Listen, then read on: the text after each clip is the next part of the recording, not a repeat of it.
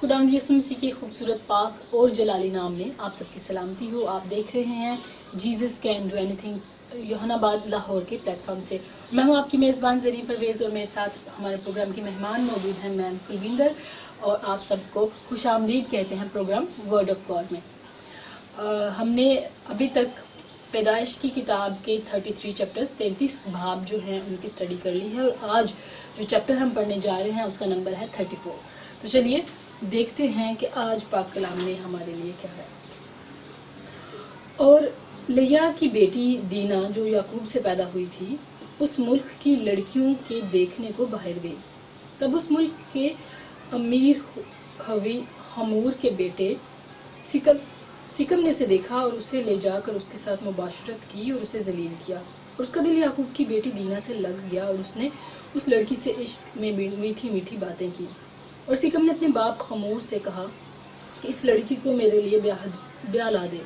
اور یعقوب کو معلوم ہوا کہ اس نے اس کی بیٹی دینا کو بے حرمت کیا, پر اس کے بیٹے چوپانوں کے ساتھ جنگل میں تھے, سو یعقوب ان کے آنے تک چپکا رہا. تب سکم کا باپ حمور نکل کر یعقوب سے بات کرنے کو اس کے پاس گیا, اور یعقوب کے بیٹے یہ بات سنتے ہی جنگل سے آئے.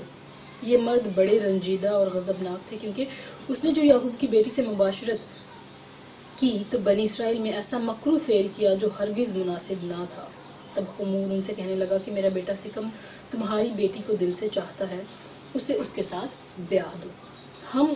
ہم سے سمدھیانہ کر لو, اپنی بیٹیاں ہم کو دو اور ہماری بیٹیاں آپ لے لو, تو تم ہمارے ساتھ بسے رہو گے اور یہ ملک تمہارے سامنے ہے. اس میں بود و باش اور تجارت کرنا اور اپنی جائیدادیں کھڑی کر لینا.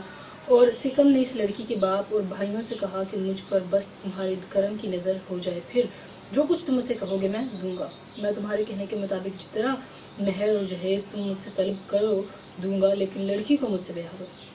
تب یعقوب کے بیٹوں نے اس سبب سے کہ اس نے ان کی بہن دینا کو بے حرمت کیا تھا ریاض سے سکم اور اس کے باپ حمور کو جواب دیا, اور کہنے لگے کہ ہم یہ نہیں کر سکتے کہ نامختون مرد کو اپنی بہن دے دیں, کیونکہ اس میں ہماری بڑی رسوائی ہے. لیکن جیسے ہم ہیں, اگر تم ویسے ہی ہو جاؤ تو تمہارے ہر مرد کا ختنہ کر دیا جائے تو ہم راضی ہو جائیں گے, اور ہم اپنی بیٹیاں تمہیں دیں گے, تمہاری بیٹیاں لیں گے اور تمہارے ساتھ رہیں گے, اور ہم سب ایک قوم ہو جائیں گے. اور اگر تم ختنہ کرانے کے لیے ہماری بات نہ مانو تو ہم اپنی لڑکی لے کر چلے جائیں گے. ان کی باتیں حمور اور اس کے بیٹے سکم کو پسند آئیں, اور اس جوان نے اس کام میں تاخیر نہ کی, کیونکہ اسے یعقوب کی بیٹی کا اشتیاق تھا اور وہ اپنے باپ کے سارے گھرانے میں سب سے معزز تھا. بس حمور اور اس کا بیٹا سکم اپنے شہر کے پھاٹک پر گئے اور اپنے شہر کے لوگوں سے یوں گفتگو کرنے لگے کہ یہ لوگ ہم سے میل جول رکھتے ہیں, بس وہ اس ملک میں رہ کر سوداگری کریں, کیونکہ اس ملک میں ان کے لیے بہت گنجائش ہے, اور ہم ان کی بیٹیاں بیاہ لیں اور اپنی بیٹیاں ان کو دیں, اور وہ بھی ہمارے ساتھ رہنے اور ایک قوم بن جانے کو راضی ہیں, مگر فقط اس شرط پر کہ ہم میں سے ہر مرد کا ختنہ کیا جائے جیسے ان کا ہوا ہے. کیا ان کے چوپائے اور مال اور سب جانور ہمارے نہ ہو جائیں گے؟ ہم فقط ان کی بات مان لیں اور وہ ہمارے ساتھ رہنے لگیں گے. تب ان سبوں نے جو اس کے شہر کے پھاٹک سے آیا جایا کرتے تھے حمور اور اس کے بیٹے سکم کی بات مانی, اور جتنے اس شہر کے پھاٹک سے آمد و رفت کرتے تھے ان میں سے ہر مرد نے ختنہ کرایا. اور تیسرے دن جب وہ درد میں مبتلا تھے تو یوں ہوا کہ یعقوب کے بیٹوں میں سے دینا کے 2 بھائی شمعون اور لاوی اپنی اپنی تلوار لے کر ناگہان شہر پر آ پڑے اور سب مردوں کو قتل کیا, اور حمور اس کے بیٹے سکم کو بھی تلوار سے قتل کر ڈالا, اور سکم کے گھر سے دینا کو نکال لے گئے.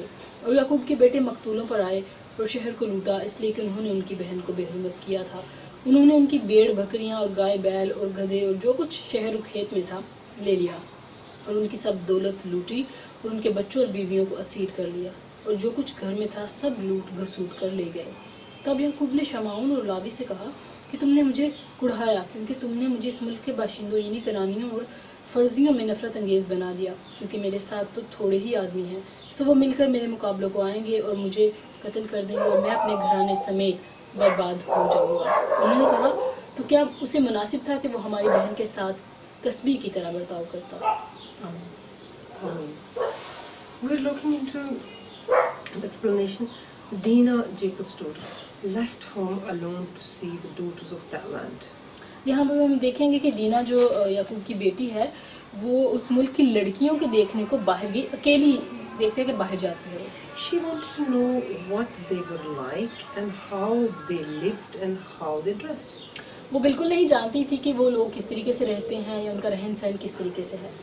And yet, the curiosity was a big trap for her because the Canaanites were perverted and immoral. اور اس کے لیے جو کیوریوسٹی تھی, جو تجسس تھا, اس کے لیے یہی ایک پھندا بن گیا, کیونکہ وہ نہیں جانتی تھی, بس اسے کیوریوسٹی تھی یہ دیکھنے کی یہ لوگ کس طریقے سے رہتے ہیں, ان کا رہن سہن کیسا ہے, یا پھر ان کا طریقہ معاش کیسا ہے, یہ معاشرے میں کس طریقے سے رہتے ہیں. The same way people are attracted to the shiny things of this world. اور بالکل اسی طریقے سے دنیا کے لوگ جو چیزیں چمکدار لگتی ہیں, جو خوبصورت لگتی ہیں, ان کی طرف اٹریکٹ ہو جاتے ہیں, ان کی طرف کھینچے چلے آتے ہیں. Because though this closeness seems to be harmless, but it leads to deception, violence and even death. کیونکہ دیکھنے میں تو شاید یہ اٹریکشن جو ہے وہ غیر نقصان دہ لگتی ہے, لیکن جب اس کے نزدیک انسان جاتا ہے, کسی ایک سینس میں یہ بات ہو رہی ہے جیسے وہ دینا باہر جاتی ہے اور اس کو باہر کی خوبصورتی اٹریکٹ کرتی ہے, لیکن اسے یہ نہیں پتا ہوتا کہ یہاں کے لوگ کیسے ہیں, اور اس کے ساتھ پھر غلط ہوتا ہے. تو بالکل اسی طریقے سے انسان جب ایسی چیزوں کی طرف اٹریکٹ ہوتا ہے جو اسے بڑی خوبصورت معلوم ہوتی ہیں اور ان کے بارے میں وہ جانتا نہیں ہے, تو بعض اوقات وہ اس سے نقصان بھی اٹھا لیتا ہے. دھوکہ دھڑی and death and even ان چیزوں سے اس کو دھوکہ ملتا ہے, کبھی کبھار موت بھی واقع ہو جاتی ہے, اور اس کے علاوہ بہت سارے برے حالات بھی نمودار ہوتے ہیں. Because of this, it's worthwhile to ask yourself, are the novelties of the secular world worth losing my life and salvation over? اور اس لیے ہمیں خود سے یہ سوال کرنا چاہیے کہ دنیاوی جو طور طریقے ہیں, دنیا کی جو چیزیں ہیں, کیا میں اگر ان کو حاصل کروں تو کیا میں پھر بھی نجات یافتہ رہ سکتا ہوں, کیونکہ ایک نجات یافتہ انسان کے لیے بہت زیادہ ضروری ہے. بہت ساری چیزیں اس کو چھوڑنی پڑتی ہیں اس دنیاوی لحاظ سے, دنیا کے لحاظ سے. ایک وہ انسان جو چاہتا ہے کہ اسے نجات ملے, اسے سالویشن ملے, اسے خدا یسوع مسیح کے نام میں رہائی ملے, تو بہت ساری چیزوں کا ایک سیٹ ہے جن کو وہ اسے چھوڑنا پڑتا ہے, اور بہت ساری چیزیں ہیں جن کو وہ اپناتا ہے, تبھی وہ اس نجات کا حصہ بن سکتا ہے. تو یہ جاننا ہے کہ انسان کے لیے بہت زیادہ ضروری ہے. Violent Dinah was Jacob's only daughter and she was loved by her family. دینا جو ہے یہ یعقوب نبی کی ایک اکلوتی بیٹی تھی, اور سبھی اس کو بہت زیادہ پیار کرتے تھے. But this did not prevent her from being raped and humiliated. لیکن اس بات سے کہ سبھی اس کو بہت زیادہ پیار کرتے ہیں, وہ پھر بھی جو سکم ہمون کا بیٹا سکم اس کے ساتھ جو کرتا ہے اس سے وہ بچ نہیں پاتی. Like her, many women suffer from physical, verbal, emotional and psychological abuse. بالکل اسی طریقے سے جیسے آج کی دنیا میں بھی بہت ساری خواتین بہت سارے مسئلوں سے گزرتی ہیں, اور فزیکلی بھی اور زبانی کلامی بھی, اور بہت سارے طریقوں سے جسمانی, روحانی اور ذہنی طور پر بھی, دماغی طور پر بھی ان کو پریشان کیا جاتا ہے. And materialized and times cannot even imagine being happy in the future. اور یہ جو دنیاوی چیزیں ہیں ان سے کبھی بھی وقتی طور پر شاید خوشی مل جائے, لیکن یہ خوشی جو ہے کبھی بھی ابدی نہیں ہوتی, ایور لاسٹنگ نہیں ہوتی, ٹکتی نہیں, کچھ دیر کے لیے ہوتی ہے لیکن اس کے بعد یہ ختم ہو جاتی ہے. Because it carries around the scar of the painful past and that's very sad. کیونکہ اس میں ماضی کی بہت ساری غلطیاں اور بہت سارے گناہ اور بہت ساری ایسی چیزیں جو آپ کو خوش نہیں ہونے دیتی وہ بھی شامل ہوتی ہیں. And you cannot imagine being happy in your future through that sadness and traumatized life. اور اس طرح کے دکھ سے کبھی بھی آپ اپنے فیوچر میں خوش نہیں رہ پاتے ہیں, آپ اداس رہتے ہیں, آپ بھرپور زندگی نہیں جی پاتے ہیں.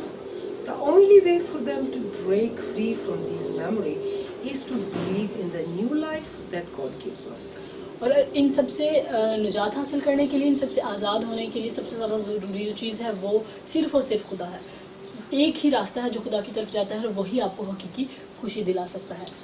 And yet it's also necessary for them to stop. seeing themselves as a victim or obsessing about their unjust treatment. اور اس کے علاوہ ایسے لوگوں کو پھر یہ کہنا بھی بند کر دینا چاہیے جب وہ خدا کی طرف آ جاتے ہیں، جب وہ خوشی حاصل کر لیتے ہیں تو پھر شکایت نہ کرتے رہیں کہ وہ وکٹم ہیں، ان کے ساتھ یہ ہوا، برا ہوا، زندگی اچھی نہیں گزری، پاسٹ ایسا تھا، ماضی میں یہ سب کچھ ہوا جو پینفل تھا. تو ان ساری چیزوں کو کہنا بھی چھوڑ دینا چاہیے. In faith we find the strength to overcome sad fast and find happiness. کیونکہ ایمان کے ساتھ ہم اپنے ان سارے دکھوں سے نجات حاصل کرتے ہیں اور تبھی ایمان کے ساتھ ہی مضبوطی حاصل کرتے ہیں کہ ہم خداوند میں خوش رہ سکیں. We are going towards Mark 6. ابھی ہم نئے عہد نامے کی دوسری کتاب جو ہے مقدس مرکز کی انجیل جو ہے اس کا چھٹا باب، اس کا چھٹا باب آج تلاوت کریں گے. پھر وہاں سے نکل کر وہ اپنے وطن میں آیا اور اس کے شاگرد اس کے پیچھے ہو لیے. جب سبت کا دن آیا تو وہ عبادت خانے میں تعلیم دینے لگا اور بہت لوگ سن کر حیران ہوئے اور کہنے لگے کہ یہ باتیں اس میں کہاں سے آ گئیں اور یہ کیا حکمت ہے جو اسے بخشی گئی اور کیسے معجزے اس کے ہاتھ سے ظاہر ہوتے ہیں. کیا یہ وہی بڑھائی نہیں جو مریم کا بیٹا اور یوسف اور یوسیس اور یہودا اور شمام کا بھائی ہے؟ اور کیا اس کی بہنیں ہمارے ہاں نہیں؟ بس انہوں نے اس کے سبب سے ٹھوکر کھائی. یسوع نے ان سے کہا، نبی اپنے وطن اور اپنے رشتہ داروں اور اپنے گھر کے سوا اور کہیں بے عزت نہیں ہوتا. اور وہ کوئی معجزہ وہاں نہ دکھا سکا، صرف تھوڑے سے بیماروں پر ہاتھ رکھ کر انہیں اچھا کر دیا. اور اس نے ان کی بے اعتقادی پر تعجب کیا اور وہ چاروں طرف کے گاؤں میں تعلیم دیتا پھرا. اور اس نے ان 12 کو اپنے پاس بلا کر دو کر کے بھیجنا شروع کیا اور ان کو ناپاک روحوں پر اختیار بخشا اور حکم دیا کہ راستے کے لیے لاٹھی کے سوا کچھ نہ لو، نہ روٹی، نہ جھولی، نہ اپنے کمر بند میں پیسے، مگر جوتیاں پہنو اور 2 کرتے نہ پہنو.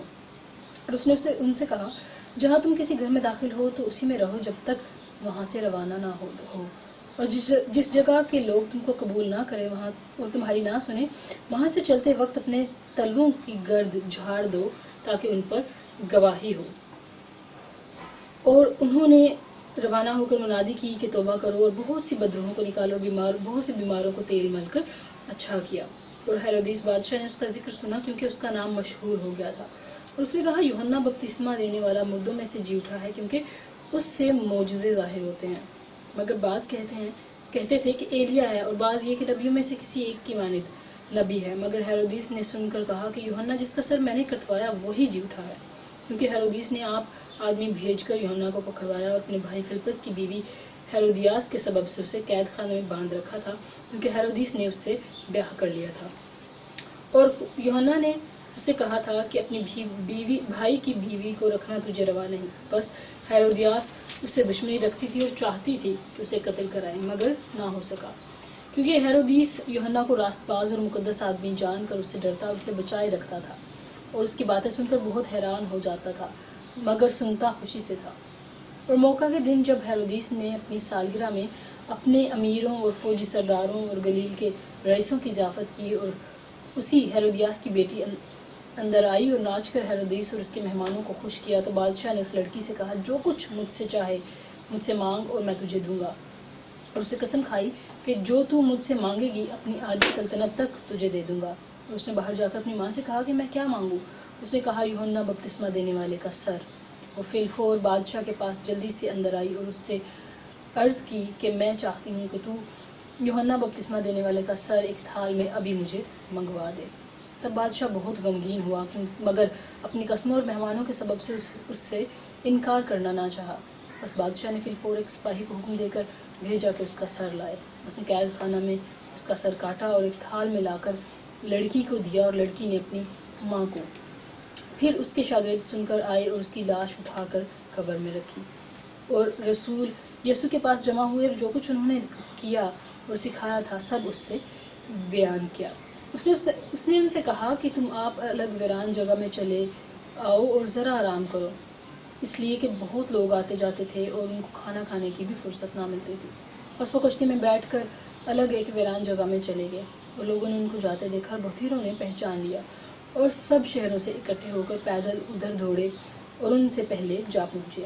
اس نے اتر کر بڑی بھیڑ دیکھی اور اس سے ان پر ترس آیا کیونکہ وہ ان بھیڑوں کی مانند تھے جن کا چرواہا نہ ہو، اور وہ ان کو بہت سی باتوں کی تعلیم دینے لگا۔ جب بہت دن ڈل گیا تو اس کے شاگرد اس کے پاس آ کر کہنے لگے، یہ جگہ ویران ہے اور دن بہت ڈل گیا ہے، ان کو رخصت کر تاکہ چاروں طرف کی بستیوں اور گاؤں میں جا کر اپنے اپنے لیے کچھ کھانے کو مول لیں۔ اس نے ان سے جواب میں کہا، تم ہی انہیں کھانے کو دو۔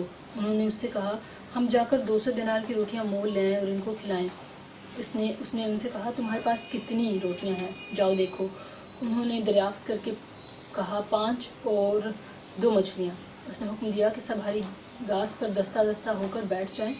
پس وہ 100 اور 50 کی قطاریں باندھ کر بیٹھ گئے۔ پھر اس نے وہ 5 روٹیاں اور وہ 2 مچھلیاں لیں اور آسمان کی طرف دیکھ کر برکت دی اور روٹیاں توڑ کر شاگردوں کو دیتا گیا کہ ان کے آگے رکھیں، اور وہ 2 مچھلیاں بھی ان سب میں بانٹ دی۔ پس وہ سب کھا کر سیر ہو گئے، اور انہوں نے ٹکڑوں اور مچھلیوں سے 12 ٹوکریاں بھر کر اٹھائیں، اور کھانے والے 5000 مرد تھے۔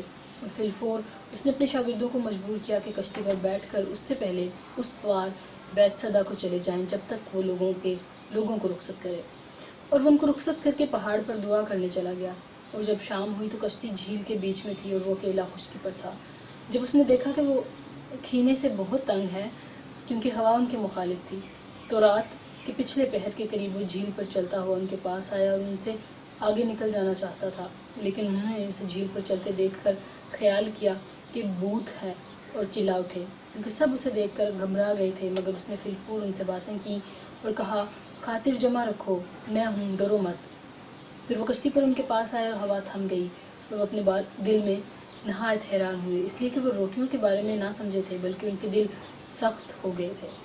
اور وہ پار جا کر گنسرت کے علاقے میں پہنچے اور کشتی گھاٹ پر لگائی، اور جب کشتی پر سے اترے تو فی الفور لوگ اسے پہچان کر اس سارے علاقے میں چاروں طرف دوڑے اور بیماروں کو چارپائیوں پر ڈال کر جہاں کہیں سنا کہ وہ ہے وہاں لیے پھرے۔ اور وہ گاؤں، شہروں اور بستیوں میں جا کر جہاں کہیں جاتا تھا، لوگ بیماروں کو بازاروں میں رکھ کر اس کی منت کرتے تھے کہ وہ صرف اس کی پوشاک کا کنارہ چھو لیں، اور جتنے اسے چھوتے تھے شفا پاتے تھے۔ آمین۔ Amen.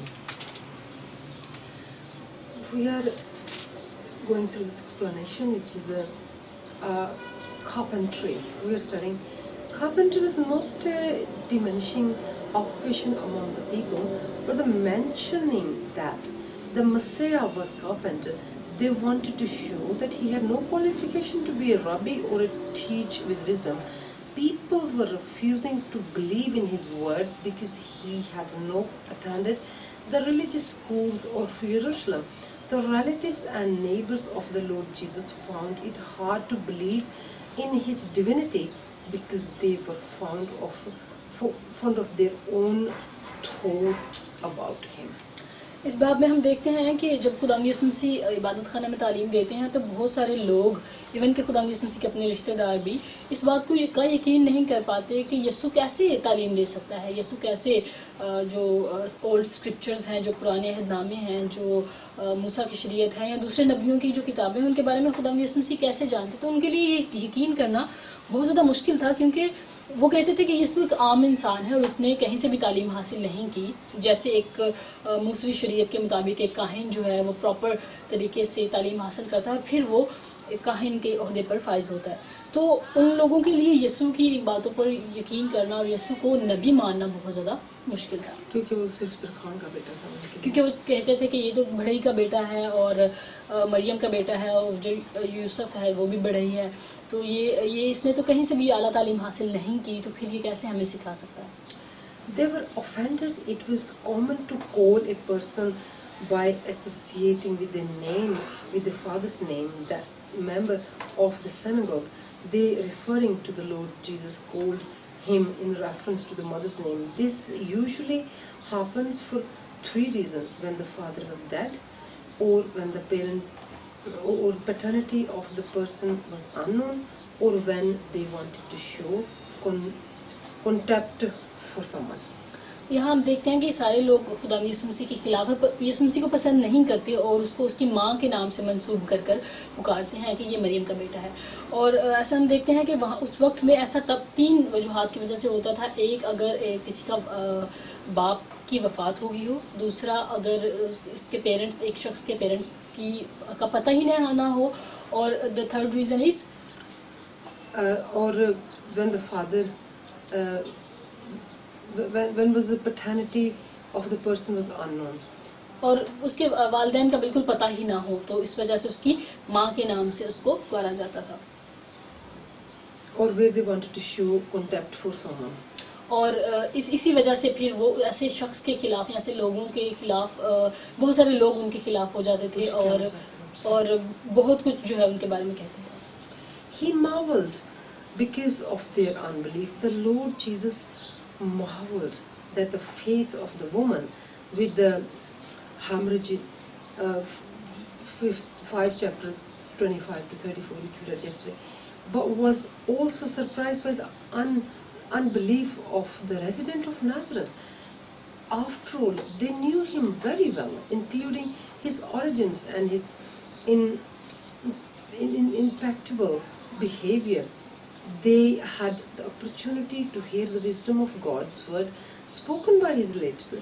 Given the privileges of the Nazareth, should have been the first to believe in the Messiah and embrace his teaching. However, they were the first to reject him. Nothing pleases the Most High more than the faith, as it's been said in Hebrew 11, first verse. And nothing offends him when people don't believe with their unbelief, as it's been said in Luke 9, first and Luke 9:3. یہاں ہم دیکھتے ہیں کہ خدا یسوع مسیح بہت سارے معجزات دکھاتے ہیں اور ایسا ایمان بھی دیکھتے ہیں جیسا اس عورت کا جس کے 12 برس سے خون جاری ہوتا ہے, اس کو کہیں سے شفا نہیں ملتی, لیکن وہ یسوع مسیح کا اس کے پلے کا کنارہ چھوتی ہے تو وہ شفا پا جاتی ہے. یسوع ایسا ایمان بھی دیکھتے ہیں, لیکن ساتھ ہی ساتھ وہ نازرت کے وہ لوگ جو خدا یسوع مسیح کو اچھے طریقے سے جانتے ہیں اور یسوع مسیح کو ہیکل میں تعلیم دیتا ہوئے بھی سنتے ہیں, پھر بھی وہ اس کے معجزات کی وجہ سے بھی اور اس کے بڑے بڑے کاموں کی وجہ سے بھی جو یسوع مسیح نے ان لوگوں کی زندگی میں بہت سارے بیماروں کو شفا دینے سے, بدروحوں کو نکالنے سے, مردوں کو زندہ کرنے سے یسوع مسیح نے کیے, پھر بھی یہ لوگ یسوع مسیح پر ایمان نہیں رکھتے اور ڈاؤٹ کرتے ہیں کہ یہ ایک عام انسان ہوتے ہوئے ایسا کیسے کر سکتا ہے. بلکہ ان کے لیے بڑا خوبصورت موقع تھا کہ وہ خدا کی کلام کو اچھے طریقے سے, زیادہ بہتر طریقے سے, دنیا کے ہر کسی کاہن سے زیادہ اچھے طریقے سے خدا یسوع سے سکھا سکتے تھے اور سکھاتے بھی تھے. تو ان لوگوں کے لیے بڑا ایک اچھا موقع تھا کہ وہ سیکھ سکتے تھے, لیکن وہ یسوع مسیح کو ریجیکٹ کرتے ہیں, وہ ان کی باتوں کو نہیں مانتے. تبھی یسوع مسیح کہتے ہیں کہ نبی جو ہے وہ اپنے گھر کے علاوہ کہیں اور بے عزت نہیں ہوتا, نبی کے اپنے گھر والے یا اپنے وطن والے ہی اس کی عزت نہیں کرتے. اور ہم یہ بھی دیکھتے ہیں کہ خدا کے نزدیک سب سے زیادہ خوبصورت بات وہ ہوتی ہے جب اس کے لوگ اس پر ایمان رکھتے ہیں, بھروسہ رکھتے ہیں, توکل اور یقین رکھتے ہیں. اور خدا کے لیے سب سے ناپسندیدہ بات وہ ہوتی ہے جب لوگ اس پر, اس کی ذات پر, اس کی الہیت پر یقین نہیں رکھتے. Shaking off the dust from the sandals was a common custom used by Orthodox Jews when they passed through a pagan place. They did so to avoid the impurities of those places by doing the same. The apostle shows that by refusing the gospel, the person became worthy of judgment and condemnation if they did not repent. یہاں اس باب میں ہم یہ بھی دیکھتے ہیں کہ خدا یسوع مسیح اپنے رسولوں سے, اپنے شاگردوں سے کہتے ہیں کہ تم جس جگہ جاؤ جہاں لوگ تمہیں قبول نہ کریں, وہاں سے آتے ہوئے تم اپنے جوتے کی گرد وہاں پہ جاڑ دینا. اور یہ ہم دیکھتے ہیں کہ یہودی شریعت میں ایسا تھا کہ وہ اگر ایسی کسی جگہ پہ جاتے تھے تو اس کے بعد واپسی پر وہ اپنے جوتے کی گرد وہاں جاڑ دیتے تھے, کیونکہ یہ موسیٰ شریعت کے مطابق یہ یہودی لوگ اس طریقے سے کرتے تھے. لیکن یہاں اس کا مطلب یہ دیکھتے ہیں کہ جب کوئی, یسوع مسیح نے کہا کہ جب کوئی تمہاری تعلیم کو قبول نہ کرے, تعلیم گوسپل, وہ باتیں جو خدا یسوع مسیح نے سکھائیں, اگر کوئی انسان ان باتوں کو قبول نہیں کرے تو یسوع نے شاگردوں سے کہا کہ اپنے جوتے کی گرد اس جگہ پر, اس جہاں پہ بھی تم جاؤ وہاں آنے سے پہلے جاڑ دو. اس کا مطلب یہ ہے کہ وہ گرد ان پہ گواہی دے گی, اور اس طریقے سے جو انجیل کا انکار کرے یا جو خدا ان کی باتوں کو نہ ان پر ایمان لائے یا ان کو قبول نہ کرے تو ان کے لیے ججمنٹ کا دن آئے گا، ان کے لیے کنڈمنیشن ہوگی، ان کے لیے ان کے اوپر سزا کا حکم ہے، کیونکہ بائبل مقدس میں بتاتی ہے کہ جتنوں نے یسوع مسیح کو قبول کیا اب ان پر سزا کا حکم نہیں. تبھی یسوع مسیح کہتے ہیں کہ جو تمہاری تعلیم کو قبول نہ کرے پھر وہی تمہارے جوتے کی جو گرد تم نے جھاڑی ہوگی وہی ان پر گواہی دے گی. Herodias had left her husband, who was also her uncle, Herod Philip, first, to marry her other uncle, Herod Antipas, who was the brother of the first. It was a marriage contrary to the principles of the scriptures, and John was bold to report it, as it's been said in Leviticus 18, chapter verse 16 and chapter 22 verse 21.